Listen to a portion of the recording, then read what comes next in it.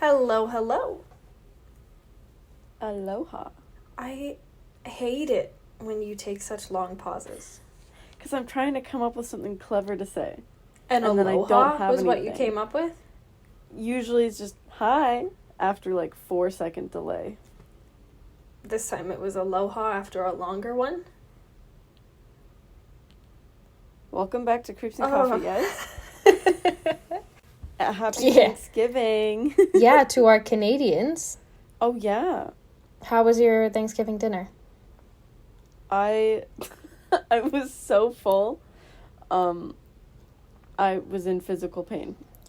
And that, folks, is what Thanksgiving is about. Yeah. The amount of gravy that I ate was insanity. Well, speaking of, we're actually talking about Skinwalkers.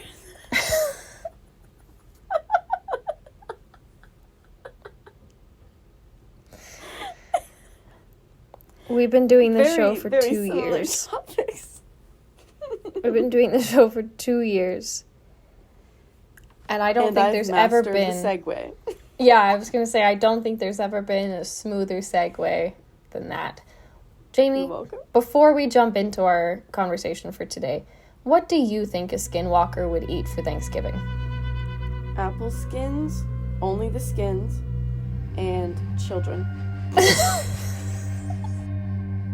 I'm Kate, And I'm Jane, and this is Creeps and Coffee. a show where we talk about the dark parts of the world around us Cryptids, conspiracies, things that go bump in the night. and the crimes behind the scariest creatures of all, humans. Join us as we take a look at the stories sure to give you the creeps. Pull up a seat, grab a coffee. And let's have a chat. Well, thanks to that glorious segue, Jamie has divulged our topic for today.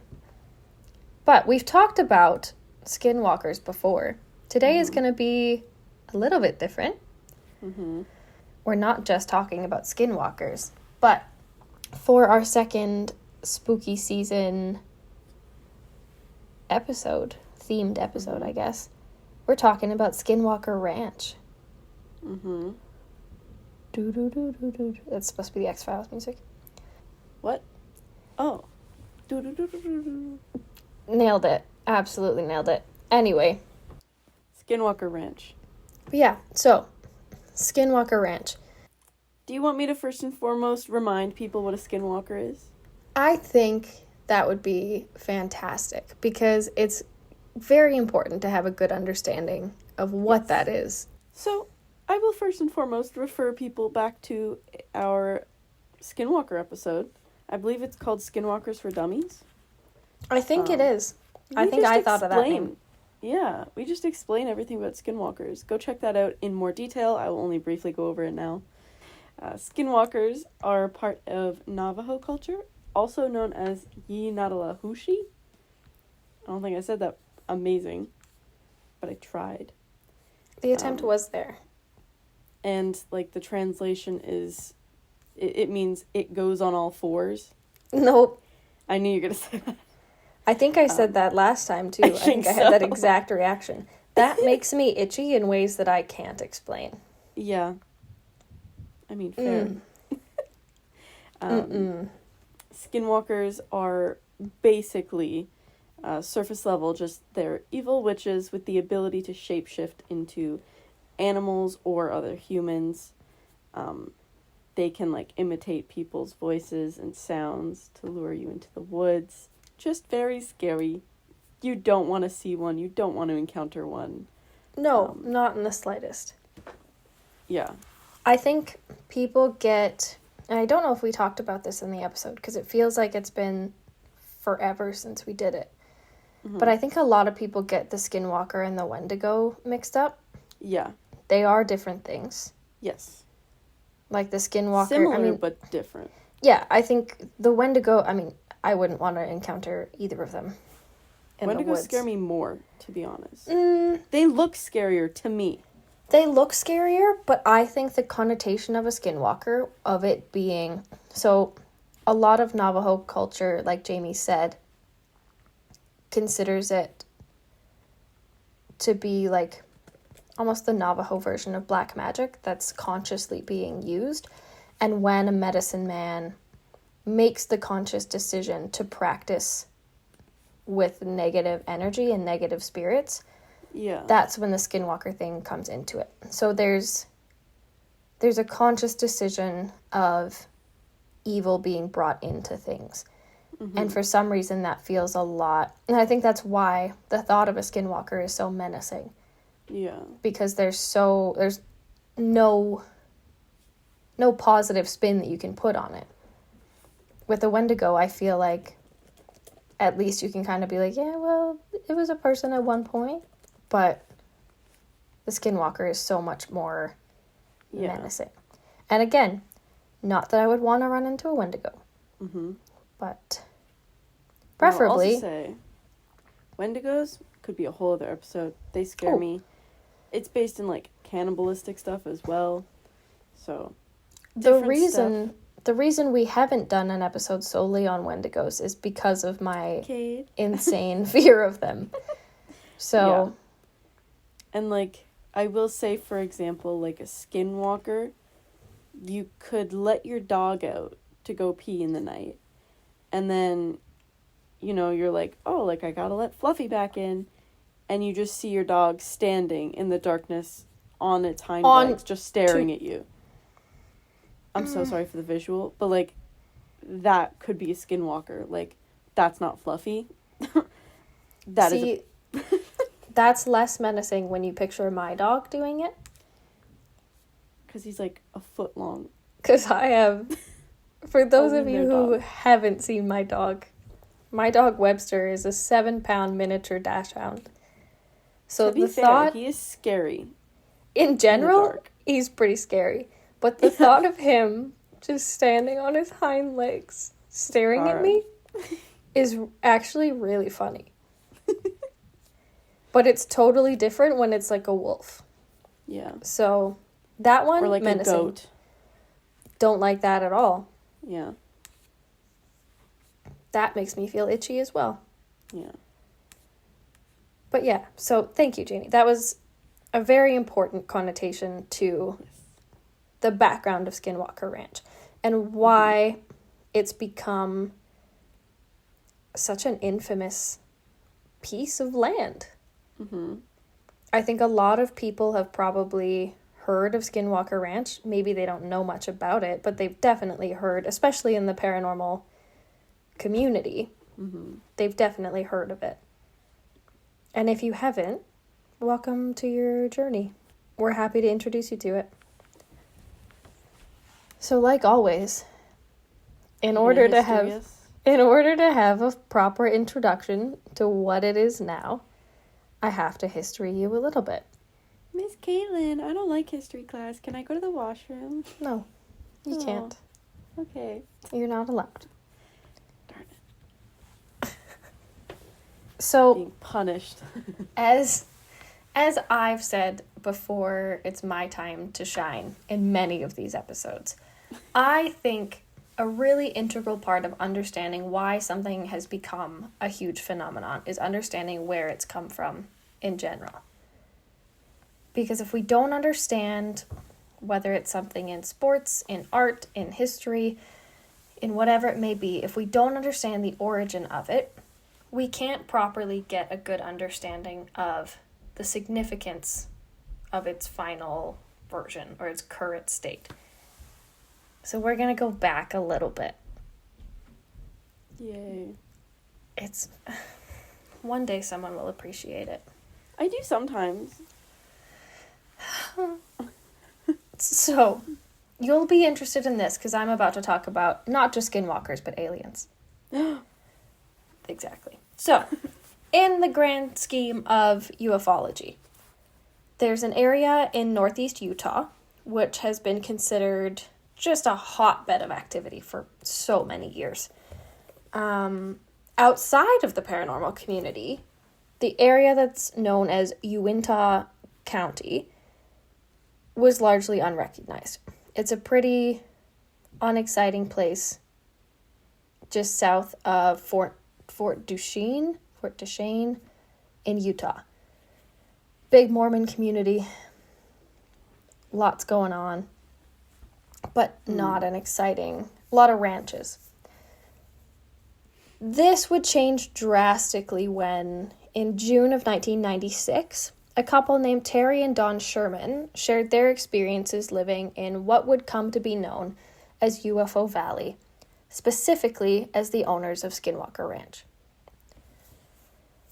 So, Terry and Don were pretty normal people. They had this huge cattle ranch. The original article that they released their statements in was from a newspaper called the Deseret News. That article claims that Skinwalker Ranch, or the Sherman Ranch, which is what I should call it at this point, because it wasn't Skinwalker Ranch then. The Sherman Ranch was 480 acres. Whoa. More recent claims are saying that it's 512 acres. This could be that the people that own it currently have gotten more land. It could be that the original article was wrong. Whatever the case may be, it was several hundred acres of land. It was a large ranch. Not that there's such thing as a small ranch. They're all objectively pretty big. Mm-hmm. That's the point of a ranch. Anyway, so while living on their several hundred acre ranch, the Shermans experienced 15 months of just terrifying and confusing activity that would leave them feeling really helpless and concerned. They had 2 young children. A lot of these things were going on that were fully out of their control and beyond their understanding. So it was a really unsettling experience for them to be living where they were. To begin talking about the ufology side of things, they had a lot of experiences with unidentified flying objects. So, there were 3 distinct types of UFOs that they saw repeatedly. So there was a small box-like craft with a white light. There was a 40-foot-long flying object that they couldn't really distinguish shape or color to. They just knew that it was large. And there was a huge ship that was the size of several football fields. So none of these are things that I would ever want to see in the sky. Yeah. Especially if I had kids. No thanks. So they also said, and this is a direct quote from the article, that when some of these UFOs would appear, there would be a, quote, orange circular doorway that seemed to appear in mid-air, unquote, that these UFOs would come through. Now, I don't care for that shit at all. Yeah. And I think a weird thing about UFO sightings, and this is kind of a side note, is that a lot of UFO sightings talk about orange lights, orange and red lights. So I haven't seen a lot of people talk about a connection between those specific colors of lights, but I just think it's interesting that this is on top of everything else that is a similar circumstance in UFO activity. This is a really, really common occurrence.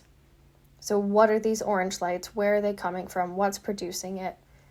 All of these questions that no one will ever have answers to. Mm-hmm.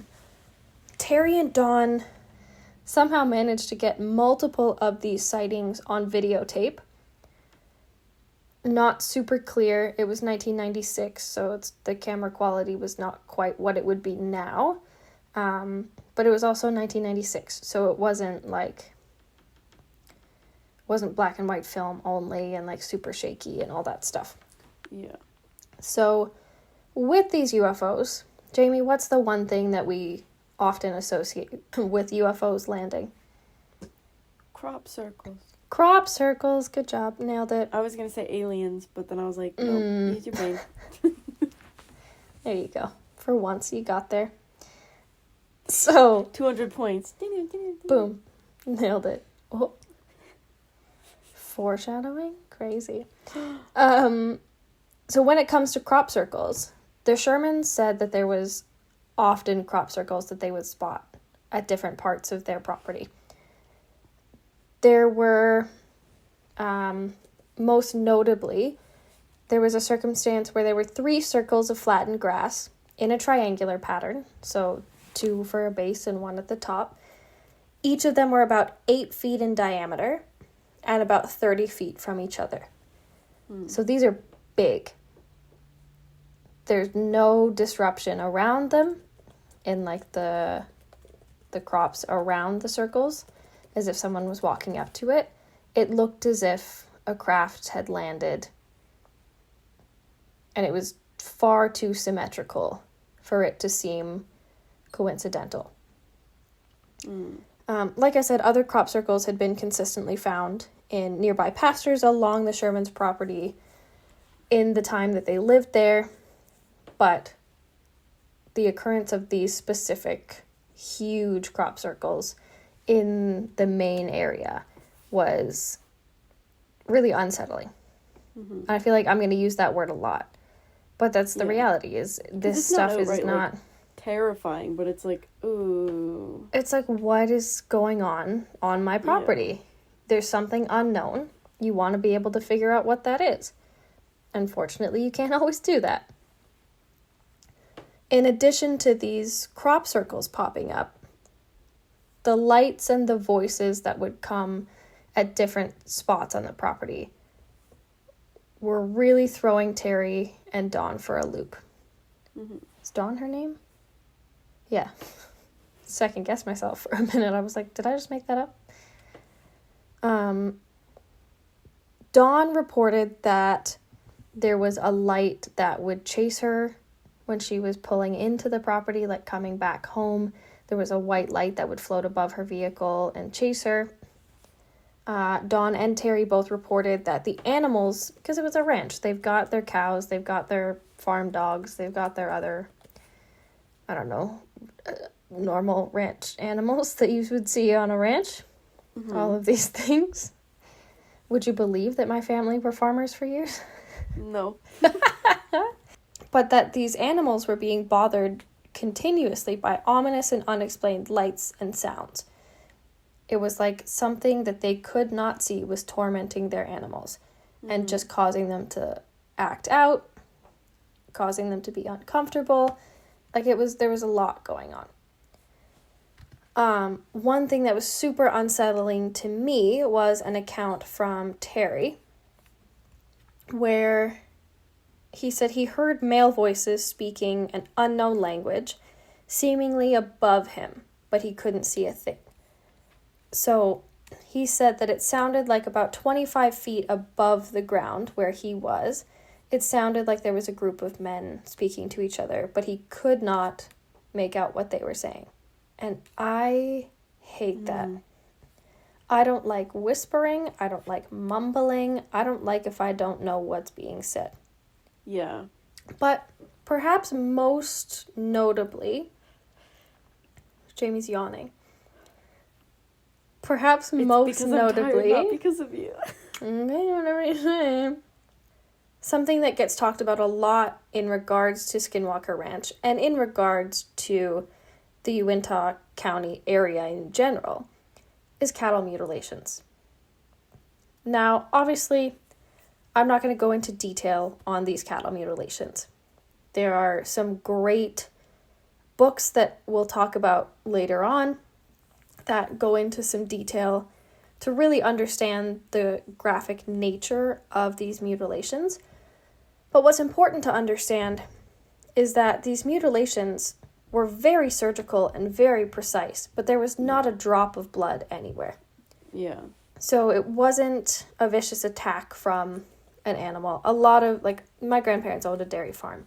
You got to be careful about wolves and coyotes. You got to be careful about creatures that are preying on your large livestock. Could not think of the word livestock there. Your large livestock. But if that happens, there's telltale signs that a wolf attacked your cow. Wolves are not pulling out a scalpel and cauterizing wounds and shocking, I know. They mutilate in different ways, but not with a scalpel. Exactly. They're not surgically precise about taking certain parts of intestines. they're not, I guess, they're not making specific incisions in strategic areas. But they're also not able to clean up the amount of blood that's coming out of a large cow.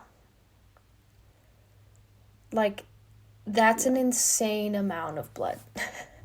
Mm-hmm. And the fact that over multiple circumstances, these animals were found completely drained of their blood, not soaked into the ground. There's no signs of bleeding anywhere. Some of these wounds are cauterized.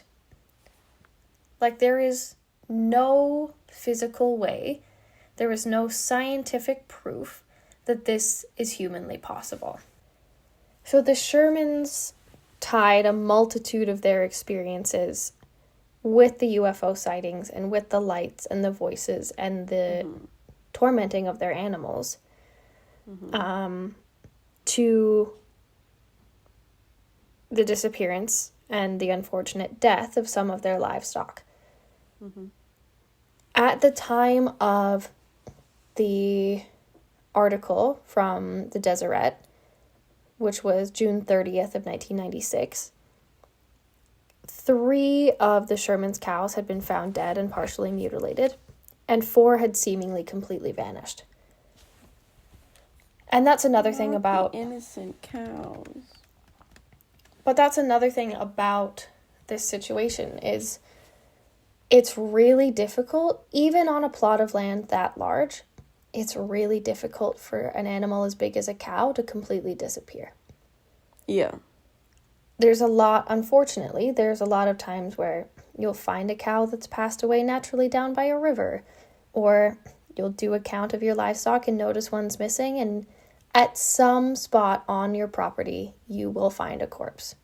Mm-hmm. For there to be nothing, not a trace of a hide, no bones, no blood, for there to be big, nothing. Heavy things.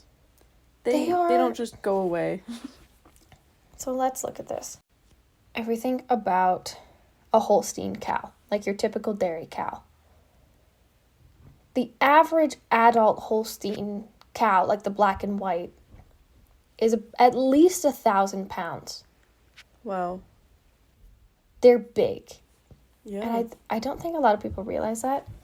And even when I was a kid, I was scared shitless of my grandparents' cows. They are such sweet animals. Like, they really are like big puppies. But they are large, and they do not know that they are large. Yeah. Like, a blessing and a curse. 100%. But, like, to make 1,000-pound animal completely up and vanish is a shocking circumstance. Mm-hmm. It's not typical. The Shermans and several other local ranchers, it wasn't just them saying that something was going wrong, claimed to have dealt with cattle mutilations, but they said that local law enforcement wouldn't do anything. Not shocking to anyone, the Uinta County Sheriff's Department denies these claims and claims to have no official reports to share of any cattle mutilations, any disappearing livestock. They're basically saying that none of this ever happened, which is not a shock to anyone. Convenient. Interestingly, though, there was a retired junior high teacher named Joseph Hicks who went by Junior, which is the most like rancher thing I've ever heard in my life, who was also an amateur ufologist and had a really, really big interest in the field, I guess, and ended up studying over 400 cases of cattle mutilation himself. He said, and I quote, "I'd estimate over 10% of the population of Uinta Basin has seen something." So talking about UFOs, talking about animal mutilations, talking about the experience. And there was another local that was interviewed and said that it's harder to find someone who hasn't had some sort of paranormal experience in the UFO Valley than it is to find someone who has. I think that says a lot about the stress that Terry and Dawn would have been under, knowing that these things are just accepted, people think that they're weird, but law enforcement's not doing anything because what can they do? In this circumstance, I don't really blame them because, like, what are you supposed to do about the 40-foot long tube in the sky that disappears through an orange light archway? You pray. Well, exactly. Like, they're especially in Utah. But there's Yeehaw. nothing... Yeehaw, Utah. Yeah. But there's nothing that can be done. So the fact that they just had to accept that these things were going on put a lot of strain on Terry and Dawn.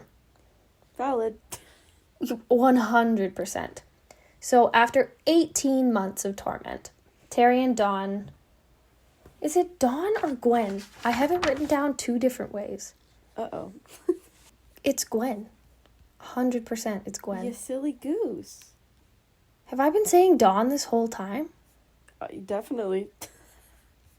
It's her name is Gwen. Why did I have it written as Gwen? Why? You guys? Who's Dawn? I don't know who Dawn is.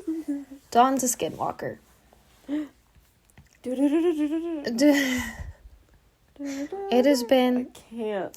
It has been a long week for me. That's fair. Terry and Gwen, his lovely wife Gwen, I'm so sorry. They wanted safety for themselves and their kids. And not just for that part of their family, but they're good ranchers. They don't want to see their animals mutilated and hurt. Nobody does. But especially when your livelihood comes from the safety and the security of these animals, you need to move on. Yeah. So they listed the property for sale not long after they did this interview with the Deseret. Within 3 months of the story being released, a Las Vegas real estate magnate and major UFO enthusiast named Robert Bigelow bought the land. So this episode could probably be like a 4-part series. Yeah, When you start talking about Robert Bigelow, the man is an anomaly. He's insane. Yeah. And I have conflicted feelings about him and his practices. Yeah, I've got questions for him. I've got a lot of questions. Number one, how dare you? But for the purposes of our ideally not 40-hour episode, all you need to know about Robert Bigelow is that in 1995, he founded NIDS, which is the National Institute for Discovery Science, in order to study paranormal phenomena, but most specifically ufology. So Bigelow had a really coveted interest in cattle mutilation and black triangles, which made the ranch the ideal place for him to study things because these things were happening consistently. So in 1996, within 3 months of June, he purchased Skinwalker Ranch, the Sherman's Ranch, for $200,000. And this is also a side note, but I'm going to rant for a second. I know the US dollar is way better than the Canadian one, but can you imagine spending $200,000 for a 512-acre property?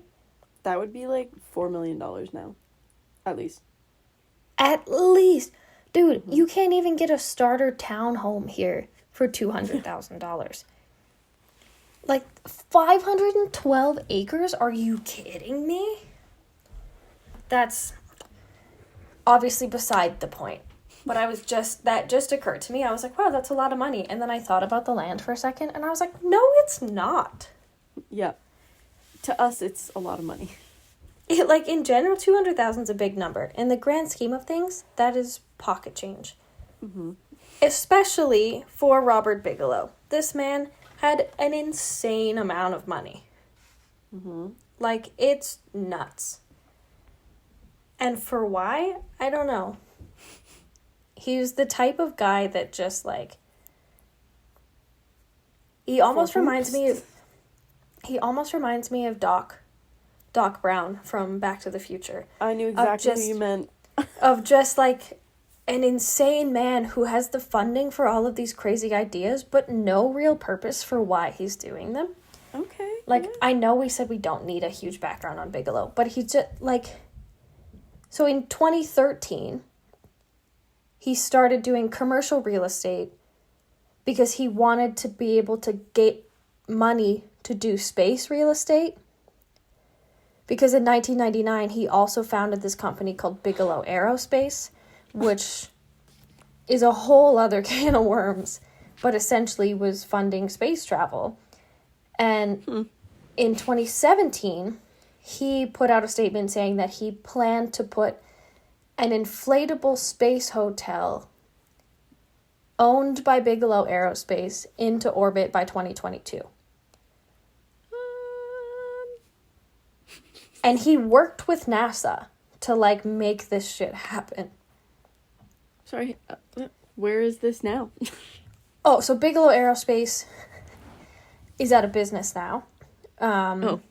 In 2020, with COVID, he laid off all members of his staff. So if it wasn't for COVID, we'd be in space.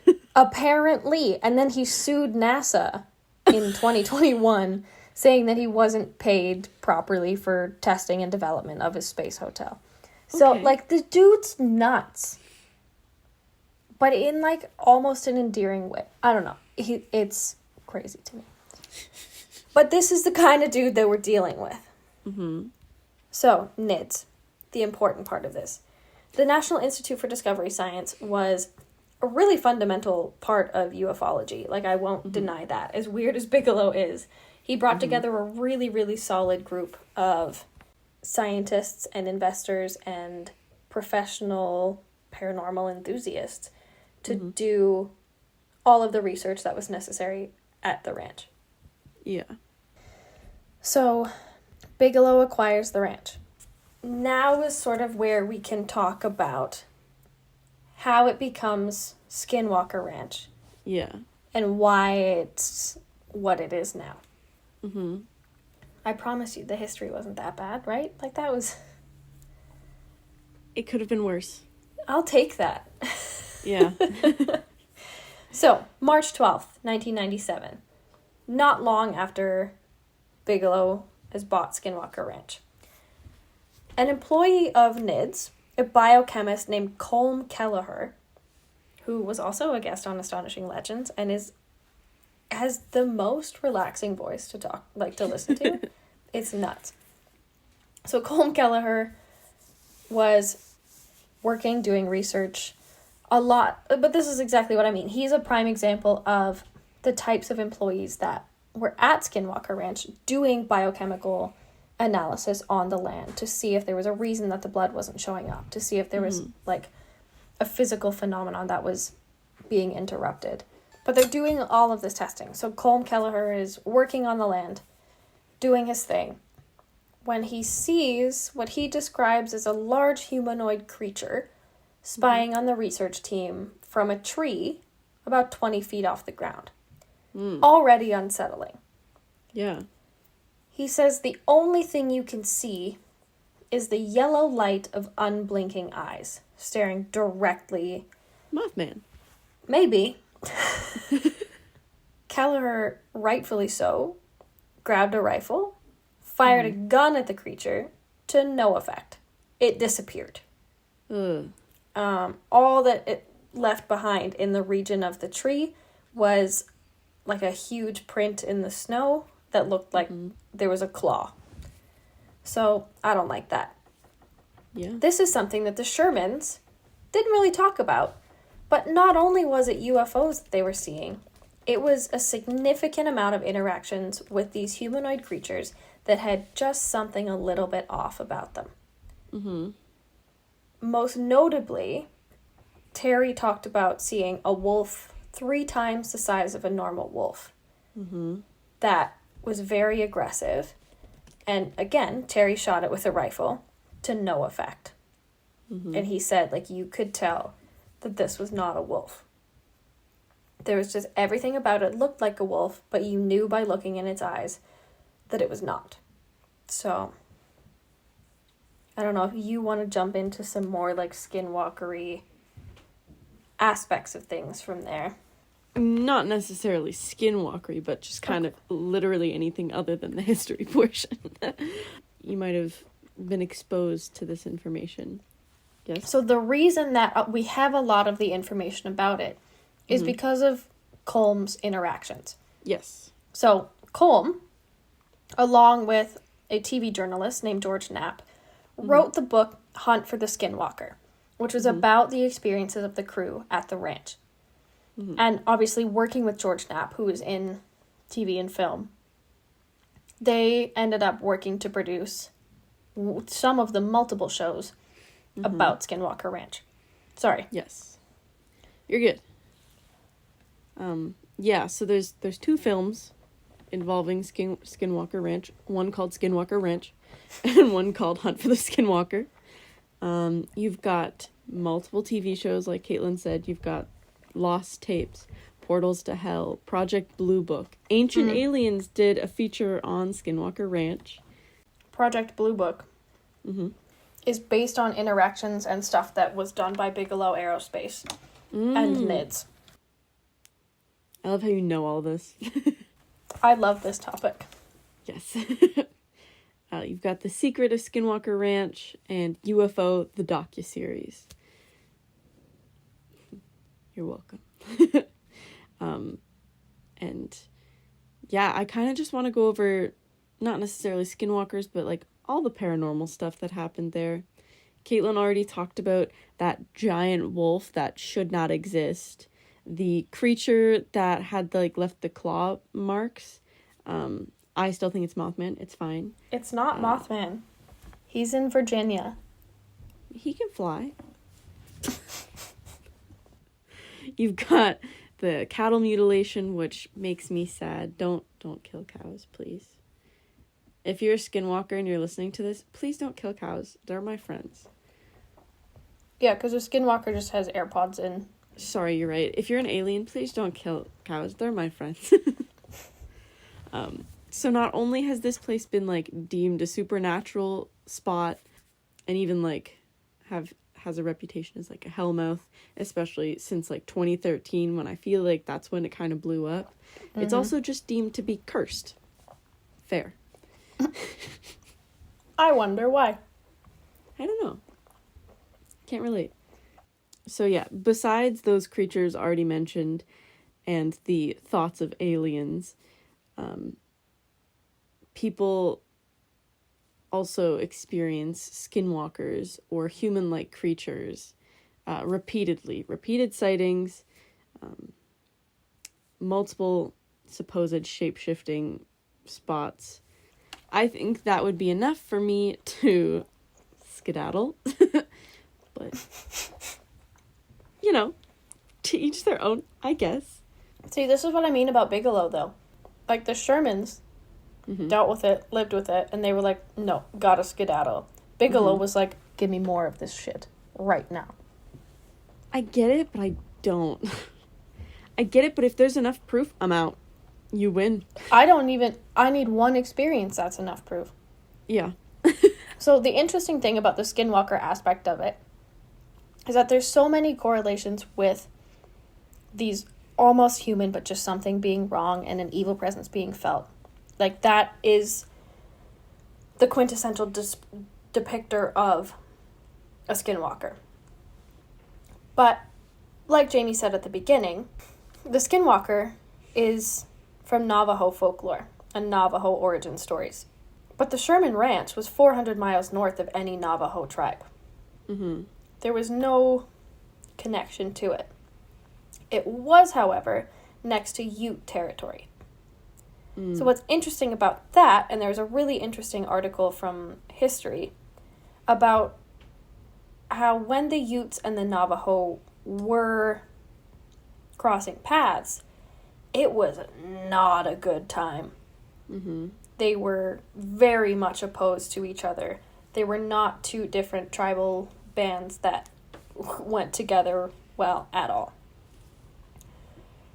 The Navajo supposedly were more aggressive. They had Ute slaves, and obviously when those occurrences happened, that created a direct conflict between the Navajo and the Ute, especially when the Navajo tried to move upwards into Ute territory. Mm-hmm. And it says that that territory now would be Pagosa Springs and Durango, which are areas in Utah. Mm-hmm. So it's interesting to me that there is no connection between, like, there's no close ties between Navajo tribes and where the Sherman farm is. Mm-hmm. But could some level of animosity between the Navajo and the Utes and Navajo members kind of sneaking into Ute territory, could that have potentially transferred some of the Skinwalker lore into the region without people even knowing? Mm-hmm. I don't know. Food for thought. You took the words right out of my mouth. Oh.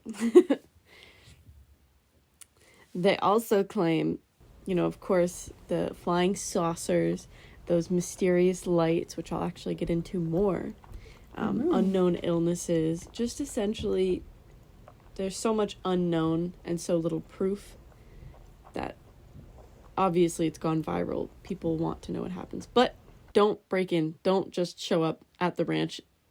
That you can't break and enter. That's illegal. Super gated. Yeah, Like, they just will letting not you let know, you. don't go visit. Like, it is private property. It is. Bigelow actually sold it Mm-hmm. in 2016 to an unknown investor called... Suspicious. It's owned now by Adamantium Real Estate. And Okay. no one actually knows who that is. But Oh. there's a lot of theories that it's still Bigelow. Just under private funding. Ooh. Which is firmly what I believe. I like that. I'm open to that for sure. Mm-hmm. Cursed lights.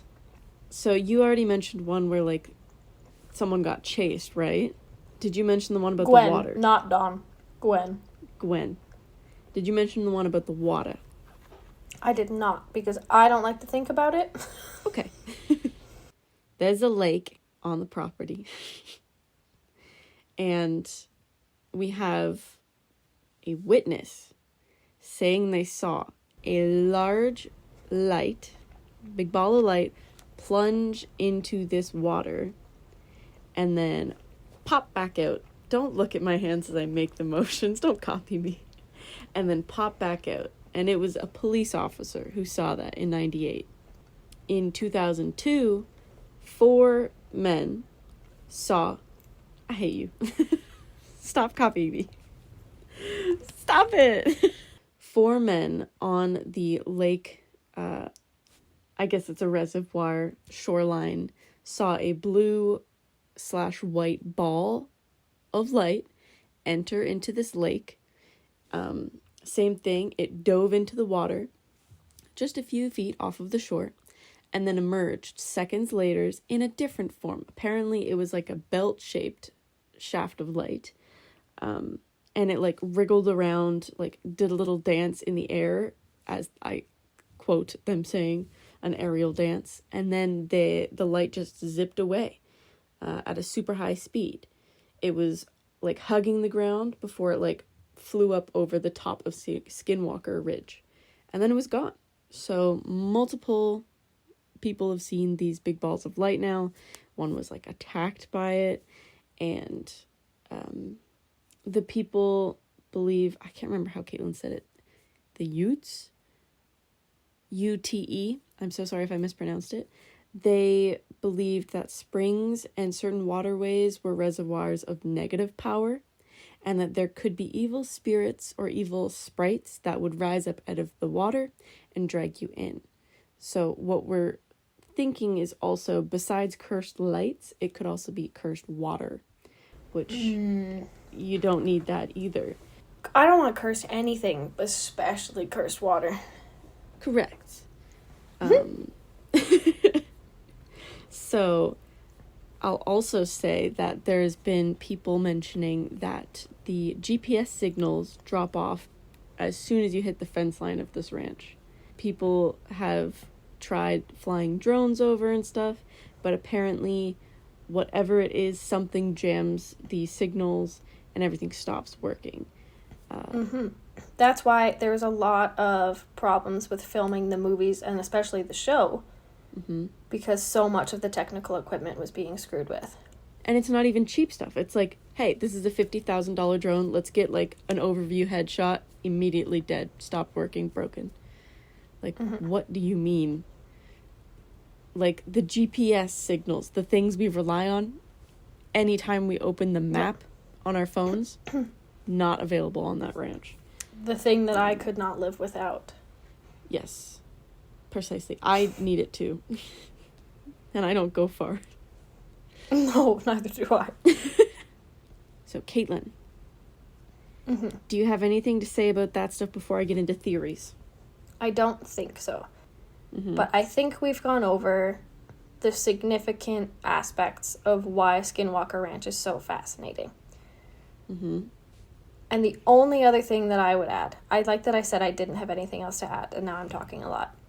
Yeah. This is what I do every time. It's okay. I think part of the intrigue is the secrecy, especially with the newest owner, not understanding who it is, what's going on, what they're discovering. The fact that we don't know makes us want to know even harder. The first and foremost one I'll get into is that Robert Bigelow, just a nutter.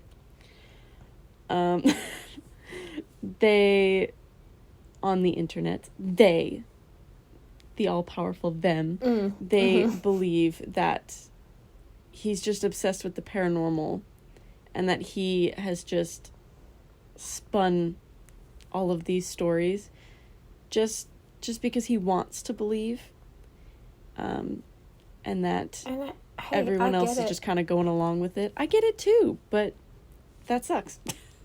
Yeah, but that sucks, and I don't think that's what's happening. But there's a lot of skeptics who believe that any and everything that has happened on this ranch, it's all an illusion. That they think, not necessarily that it's like a hoax, but they just think that it's not true, that it's wishful thinking. I think from a skeptic point of view, it can be really, like, it's very simple to be like, yeah, no, there's probably nothing. There's probably a logical explanation. And there probably is at the end of the day. But I think the fact that it's not just the Shermans that experience something. It's not just Bigelow and his crew. It is a consistent amount of people in the area for years.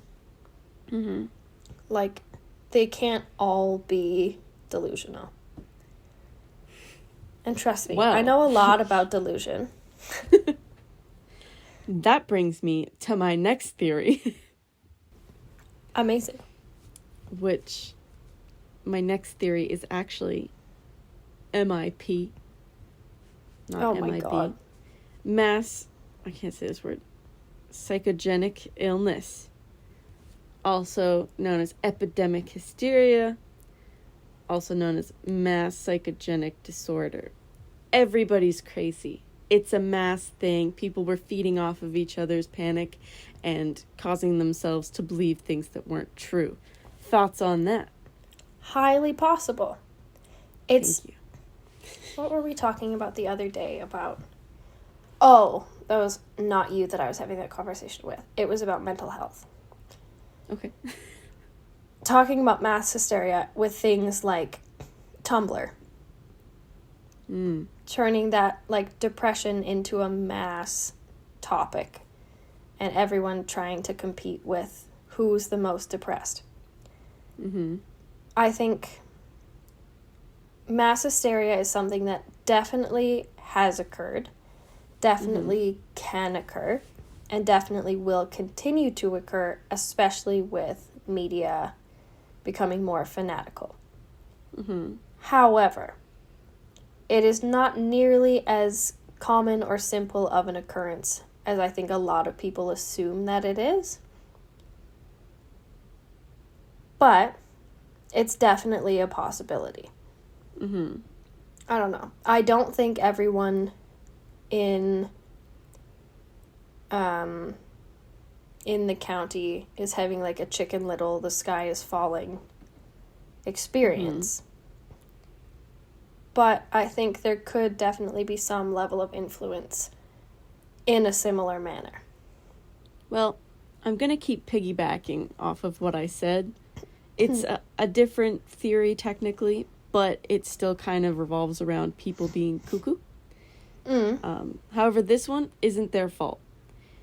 Okay. This theory is that it's a geophysical process that's causing the brain to hallucinate.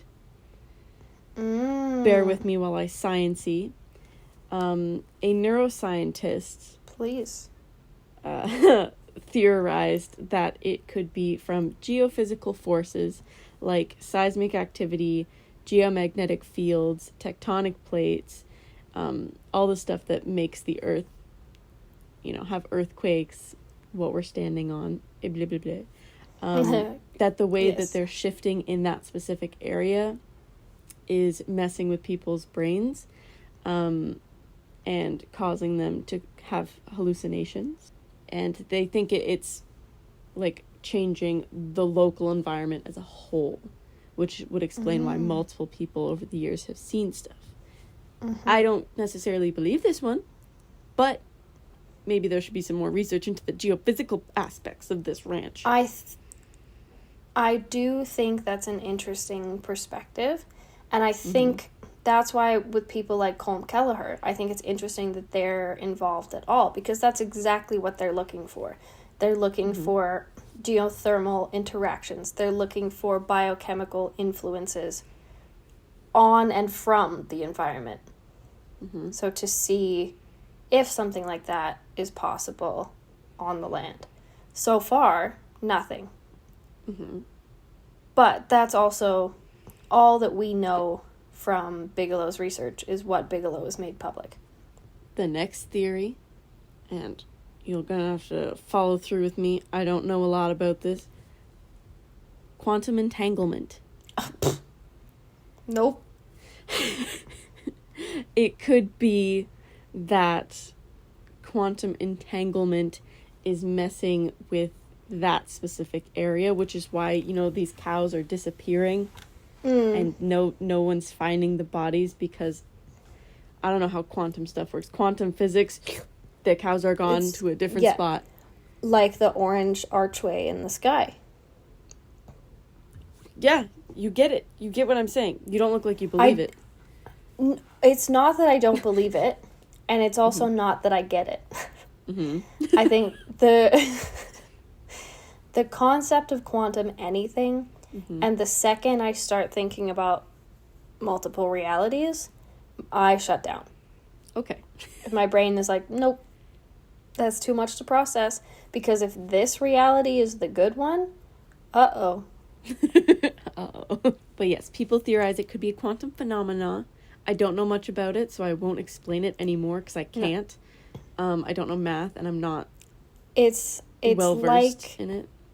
It's like the multiverse. Yeah. And the fact that this could be happening anywhere, but especially here with what's happened. But they can't prove it because we don't have the tools to prove it. It's called the quantum measurement problem. See, now I'm thinking about the multiverse. As long as there's a universe where I get to be with Tom Hiddleston, then I'll accept it. Fair. Next theory, it's aliens. Oh, okay. It's just aliens messing around. Fair. So far, that's the one I support the most. Literally, I absolutely believe this one the most out of all of them. But it explains the bright lights, the flying objects, the electrical disturbances, the cattle mysterious, being... mysterious interactions. The surgical... precision. Yeah.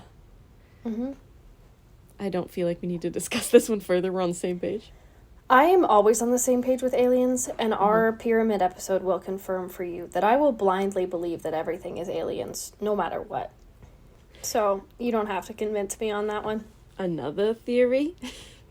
And another thing about theories? Is that everybody's lying. Everybody's getting a cut of the money from all of these popular shows, movies, books, just everyone involved, all the people who've said they've seen something, like the former owners are getting a cut. What's his name? Robert is getting a significant amount, you know. Witnesses are being paid off. People are being paid to just say they saw stuff. That's a little bit conspiracy theory of me, but it's possible. I don't see it as plausible. Okay. I mean, potentially with Bigelow and his crew and the people that are actually profiting from, like, the show and the media surrounding it. But, like, Terry and his wife have very adamantly been like, we want nothing to do with this. Okay. This has been a terrifying experience that has ruined our lives, and we don't want anything. So, I wouldn't group them in with that. Okay. My final theory to present, also none of these are mine. I've researched all of these. I didn't come up with any of these ideas. I wish I did. I'm sorry, Kate. I'm gonna scare you again. The next theory is that it's interdimensional visitors. So people from a different dimension, an alternate dimension, an alternate universe per se, are popping in. They're like, hey, our parallel dimension is different. What's that? A cow? Let's take it back. Oh, we killed it. Let's bring it back. See, it makes me feel queasy to think about it for too long. Yeah. I'm gonna stick with my jokey answer before and say that as long as there is one of those multiverses where I am with Tom Hiddleston, I'm good. And those are my theories, my friend. See, these I have done research on most of them. Which one do you gravitate toward the most? Aliens. Interesting. That's not typically the case. I know. What are you? That actually surprises me. Are you going to say aliens as well? I'm always going to say aliens. Well, then I'll change my answer to interdimensional beings. Well, I was going to change my answer to interdimensional beings. Okay, no, Aw. wait, I choose aliens. As much as I would like to choose aliens, I think, and I'm going to change it a little bit. Okay. I don't necessarily know if I agree with interdimensional in the sake of, like, multiple universe sort of thing. But I think maybe there's an interaction happening. This is the most insane I've ever sounded in my life. I think potentially there's an interaction happening with a higher power. Okay. And I think the connection between Navajo tradition and Ute land and all of these, even UFO interactions, I think there has to be some sort of connection with something higher than all of us, whether that be an indigenous creator and an origin experience, whether that be some sort of, my brain wants to say alien overlord, but that's not what I mean. Like, Reptilian overlord? obviously, that's Robert Bigelow. But some sort of, like, I don't know, just higher being Okay. that, like, words are hard. I know. I think there's too many coincidences for it to not be something. And I'm a firm believer in Occam's razor that the simplest explanation is often the one that it is. And in this case, the simplest explanation doesn't always mean humans. The simplest explanation is that there is something going on in this land that we just don't understand. Yeah. And I'm not going to pretend to know what that is, but it sure makes a lot more sense in my brain that there's something that humans don't quite get yet. And there's a reason that all of these things are drawn to this area of the world. It makes more sense than to try and say that there's some geothermal hysteria. Okay, well, You know what I mean? no. Okay, well, you said aliens, so We're ending this. yeah. Yeah. That's my perspective on it. I think there's got to be something. And quite frankly, Utah is a very spiritual area.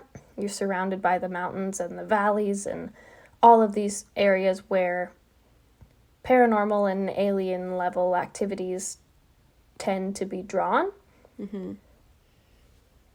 And a lot of it from Native and Indigenous origin stories is because of the qualities that these mountains bring. So why wouldn't that be the case with this too? Yeah. You know? Da-na-na-na-na-na. That was the closest she's been to the X-Files theme. We would love to hear what your thoughts are and what your theories are on why Skinwalker Ranch is as much of a phenomenon as it is.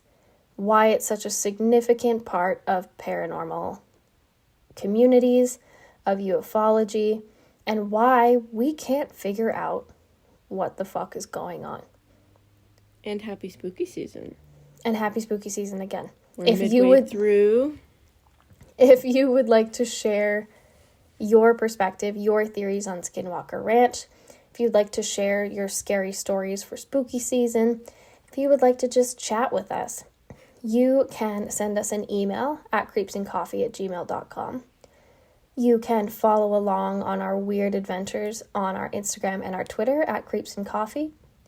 If you would like more specific updates or the chance to help support the show, help fuel our caffeine-induced recording sessions, you can check out our Buy Me a Coffee page, which is buymeacoffee.com/creepsandcoffee.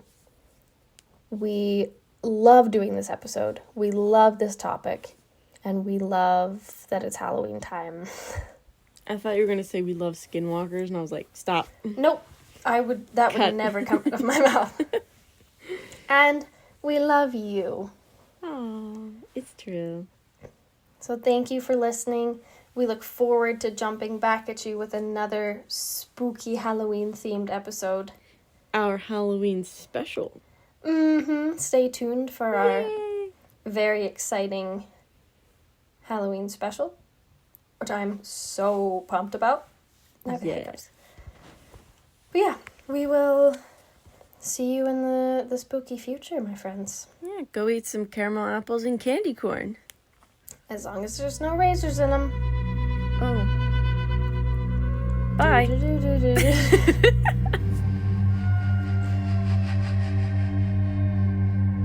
Creeps and Coffee is produced and edited by us, Kate and Jane. Our theme music is Stuck in a Hole by Dated. For more information on where to find them, check out the link in our show notes. And to connect with us, follow us on Instagram and Twitter at Creeps and Coffee.